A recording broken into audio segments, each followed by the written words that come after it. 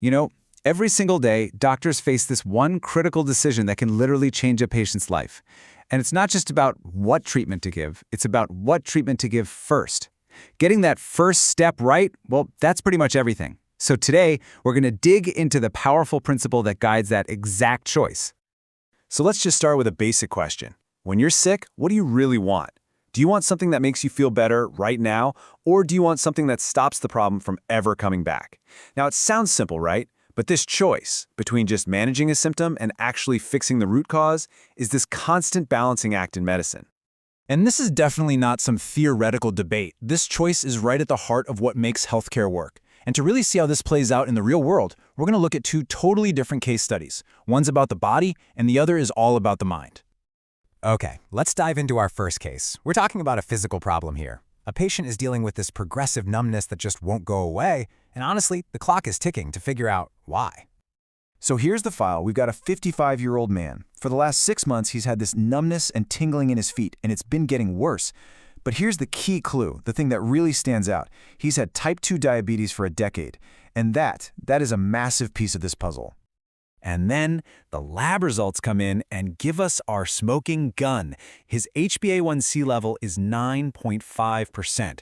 So what does that even mean? Well, HbA1c measures your average blood sugar over the last few months. A normal level should be under 5.7%. So 9.5%? Wow, that is dangerously high. It tells us his diabetes is really not under control, and all that sugar in his blood has probably been damaging his nerves for a long, long time. Okay, so this is the moment of truth. What do you do first? Do you give him meds like gabapentin or amitriptyline to help with the pain? Do you send him to physical therapy to work on his mobility? Or do you focus on B, strict glycemic control? In other words, do you go straight for the cause and get that blood sugar down? What's your gut feeling? And this is where that crucial difference really comes into play.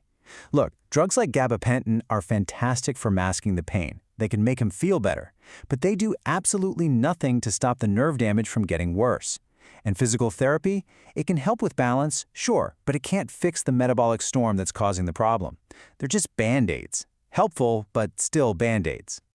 So the correct first-line treatment, hands down, is B, strict glycemic control. Why? Because it is the only option that goes after the root cause. If you can get the patient's blood sugar under control, you can actually slow down or maybe even stop the nerve damage in its tracks. Everything else is just cleaning up the mess. All right, let's switch gears. We're going from the body to the mind, from a case of neuropathy to a case of, well, neurosis.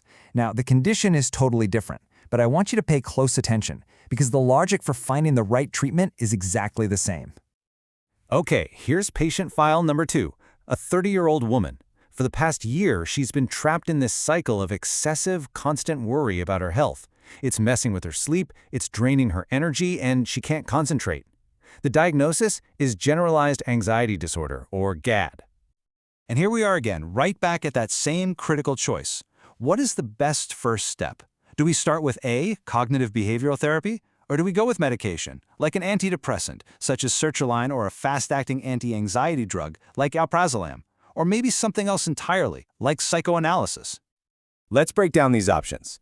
Sertraline can definitely work, but most guidelines say you should try therapy first.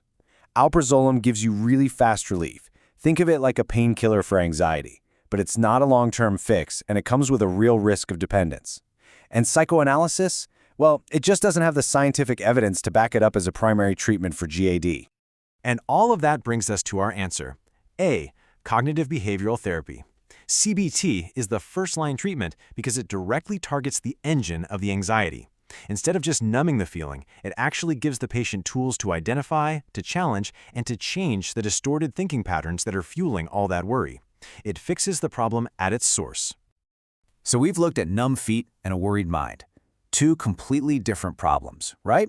They seem worlds apart, and yet the best solution in both cases was guided by one single powerful idea, this unifying principle of finding the root cause.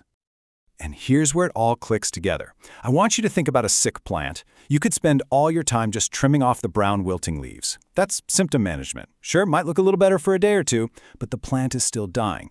Or you can water the roots. That's addressing the underlying cause. It's the only way to create a real, long-term healthy solution, whether we're talking about painkillers versus blood sugar control or sedatives versus cognitive therapy. You can actually boil this whole approach down into a really simple 3-step framework. First, you assess the symptoms. You look at the leaves. Second, you dig deeper to uncover the cause. You check the roots.